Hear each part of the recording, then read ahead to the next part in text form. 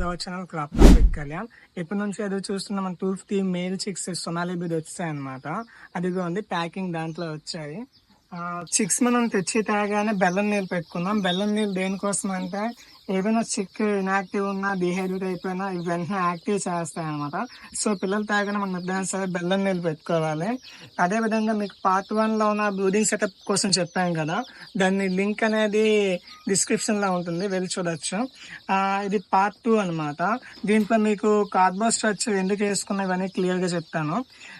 మనకి మార్నింగ్ ఎక్కడి నుంచి తెచ్చుకున్నాం ఈ కార్డ్బోర్డ్స్ అన్ని ఇలా రౌండ్ గా వేసుకోవడం వల్ల ఏమవుతుందంటే ప్రతి పిల్లకి హీట్ అనేది ప్రొడ్యూస్ అవుతుంది.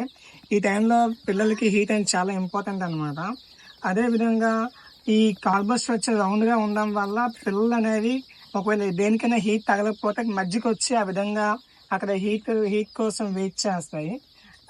ఒకవేళ మనం ఇలా కార్బన్ స్ట్రక్చర్ మెయింటైన్ చేయకపోతే అవి ఆ మూలలంతా ఈ మూలలంతా వెళ్ళిపోతే ఒకదానిపైన ఒకటి పడుకోవడం వల్ల ఉక్కి బిక్కిరి అయిపోయి చనిపోతాయి అనమాట.